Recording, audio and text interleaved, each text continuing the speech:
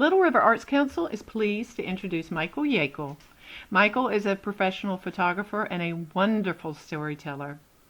He and his wife Cindy recently downsized from their home in Atlanta, Georgia, to the tiny house community in Mentone. This programming is made possible by a grant from the Alabama State Council on the Arts. Enjoy! I get up at 4 pretty much every morning. I've never had an alarm clock, and I've technically never had a job, kind of really. But I can't wait to drink my first cup of coffee and sit at the computer and go to work. I love what I do. I just love working with photography. It's just an absolute, just means everything to me. Rockwell fan. You know, they're little stories. Every painting's a story. Yes. And that's what I do. Every piece has a meaning. So I put a lot into it. I'm a big James Thurber fan. Okay. Sarcasm, editorial. That's my thing. Pat Oliphant used to be an editorial cartoonist. Okay. And to be able to take a one-frame cartoon and give it a punchline. Wow. I mean, that's an art form that I absolutely fell in love with as a kid.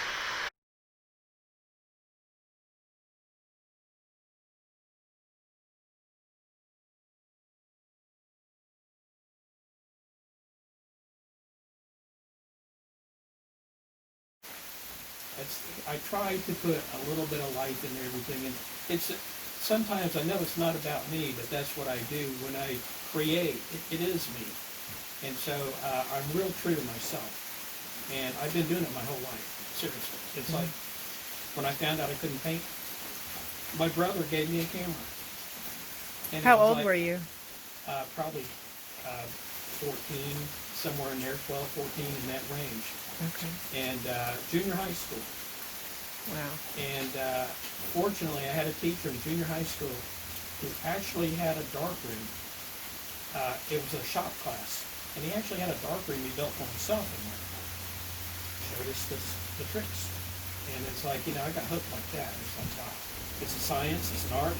You know, it's just got all kinds of neat stuff. Yeah. So I fell in love with it. So I had a darkroom before I had a camera. Really?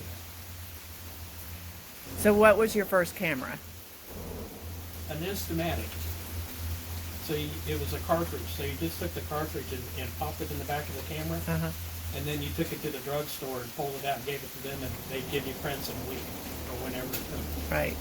I found my mom had an Instamatic, so when I had my darkroom, I realized I need to develop film. I need film. So they made cartridges in black and white, and so I can develop black and white. So the first thing I had to figure out is how to break the cartridge open and get the film out. There's not a book that tells you how to do that. So I learned by doing. So I went that route. Yeah. And then eventually my brother got me a 35 millimeter camera that he knew what I was doing. And so he got me a nice used 35 millimeter camera. And that just, at that point, it's like, you couldn't stop me. When did you become a professional photographer in your mind? When I got out of high school, which is a whole book in itself, it really is a great book. But when I got out of high school, I went to art school, and that's how I got to Atlanta, the Art Institute of Atlanta. Okay. I'm actually part of the first graduating class of the Art Institute of Atlanta. There was a prototype class in front of ours of 8 people. And my class, there were about 150 that came in the first class. And when we graduated, it's like a 2-year course. They had an associate degree in art with no art history class.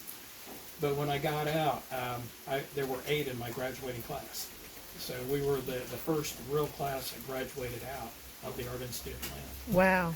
So when I came out, you come out and you feel like you're pretty good. You're hot stuff, right?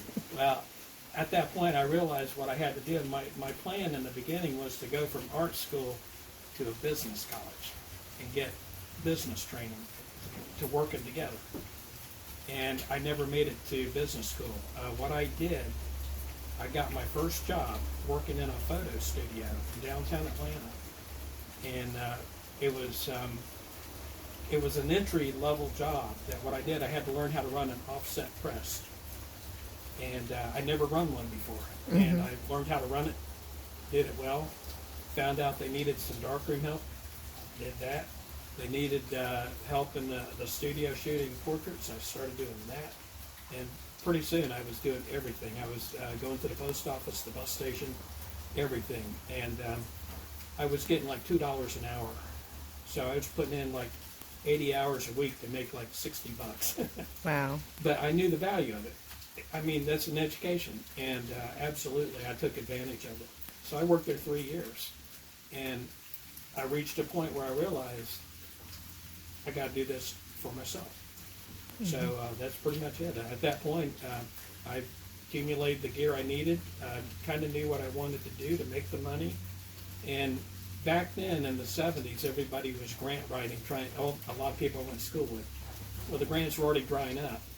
And I realized, why not work for a living, make money, and then write my own grants? And so I've been writing my own grants for the last 50 years. And I do a lot of my work is, I tell people I've always been my biggest client. I always did my pay work first, and I was always true to my customers. Always took care of them and ran a really good business. I was a portrait photographer in commercial. I always got my pay work done and out delivered, and then take that extra money and put it into what I wanted to do. And so that's how I kind of evolved into who I am today. I was a black and white only photographer for a long time. All the way through college, I was a black and white photographer. Black and white was artistic, and I learned it was cheap, and so that's why I did it, and easy, because I could do it myself. But then I learned it's an art form, black and white photography, and I loved it. And it's like, so I studied all the great black and white photographers. So Ansel Adams, he created something called the zone system, and so I was taught in that and how to grade things and do that. And so for a long time, it was like, black and white only, that's it. And seriously, what happened one day, my studio was in Buckhead in Atlanta, and I went outside, and what I would do, after I'd shoot a job, a lot of times I'd have film left over in the camera. And back in the good old tour days, I guess, I'd go out and shoot the film to get it out of the camera rather than pull it out unshot. Film was too valuable to me, and so I'd go out and find something to shoot. And I went outside one day and I found a mural in Buckhead. This would have been in the late 70s, early 80s. And the color in it was just unbelievable. It was real simple. And I went to take pictures, and then I realized I saw yellow, and then I saw red, and then I saw blue. And it was like, how am I going to deal with this? Because I'm used to taking those things and put them into grayscale. And document it that way. But it's like I shot it in color, and I felt like I still do black and white, but just not very much. It's very rare for me to turn out a black and white image now. Color is just, and it was that yellow that it just, I tell people, it's like it jumped out and slapped me on the face, and it woke me up, and it was like, I realized, why have I been suppressing this? It's like, color's great. So my work tends to be a little on the vibrant side. And I don't like to go over the top with it just to do that. I just like it for what it is. So it's hard to believe. I do a lot of Photoshop work, but a lot of it is natural. I do things to it here and there, but I'm kind of a self-taught minimalist. That I really don't like going over a certain line and make it look like I did something. That's not necessary. There's enough good things to shoot that, back to my training, people like Cartier-Bresson, to see it, to grab it, and you got it. And that's a lot of what I do. Even in portraiture, I found myself, I learned to get in a rhythm that I was very structured about it, very posing, very rigid, But what I would do is twist people into that moment and get them right there, and then it's like, bang, I got the shot, and then bang, bang, bang, bang, bang. Because at that point I start stick poking them, and it's like having fun with them, and then they break. and it just all starts coming together at that point. So to me, that was the fun part of the portraiture, that you still had to do that uncomfortable thing, but then you played.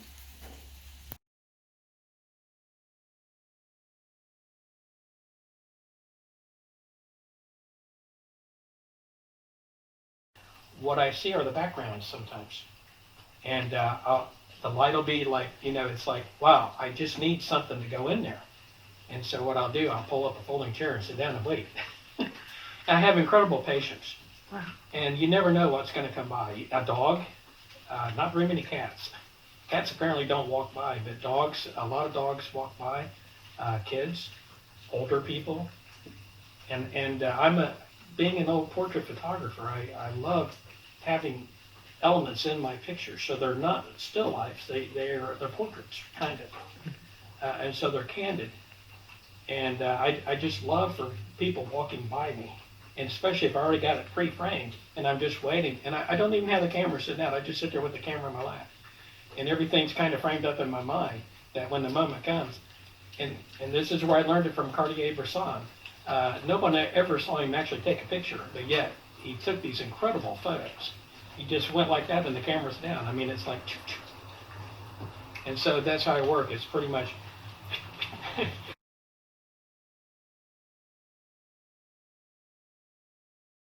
This is where I start creating things. So that to me is just fun. I used it as a background. I got a little girl skipping by, and it's got more life to it because, it's Right. like made for something to go in the middle Mhm. to complete the composition. So again, a lot of times I see the background and I just need someone to come by. If they don't come by in the time I've got allotted to sit there and wait, sometimes I have to improvise and maybe put them in there Right. sometimes. So it varies. So where was that? Like, Actually, it's downtown Atlanta. really? Yeah, like a couple blocks from the state capitol building, in kind of a bad neighborhood. Mhm.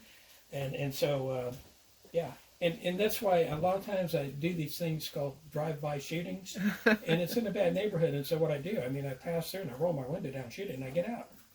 And so I'm getting too old to walk in and walk out. I'm not turning as quick. So I'm real careful, but I like to find the stuff and then come down, and I shoot a lot of things seriously right out the window. Mm-hmm. This was shot right out the window. This is up in Tennessee somewhere. I can't remember the name of the little town. But I'm a real, I shoot a lot of murals. And if I can, I always try to give credit when I see them. I try to photograph the signatures and always put a signature tag on them. So did you notice I do a lot of back shots? Mm-hmm. There's a reason for that. My last name starts with a Y, and so I always tell people, you show me a line, I'll show you the end of it. Always at the end of the line, always. And so what I found out in school, in the back of the room, in the corner, was you can see a lot more from back there. Mm-hmm. Now you can't see the blackboard, but you see everybody in front of you, and I learned to use that to my advantage. That I see everything going on. I see notes being passed. I see people reading comic books inside a book. I see everything from back there. Right. And so it was perfect. So I tend to still think that way. That I walk up behind people, and I love body English. And a lot of times people, when they don't realize it. And they don't realize there's a photographer standing behind them taking their pictures, but the way they stand and hold their hands behind them, Mm-hmm. I love that kind of stuff.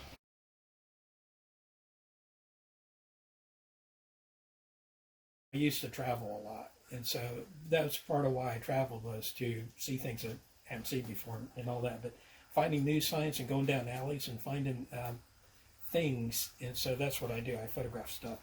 I found this one in Tennessee. Going up to, I was going to Nashville, but I stopped in Lynchburg at the whiskey place. And this is a couple miles from there. And it's just like my dream kind of a place. So that's why I'm in a tiny house. I love little things like that. It's like I could put my shop in there and, Mike Yeakle, photo props or whatever, and sit there and just sell them through a drive-up window. If you're interested in learning more about Michael or contacting him, visit littleriverartscouncil.org. artist registry.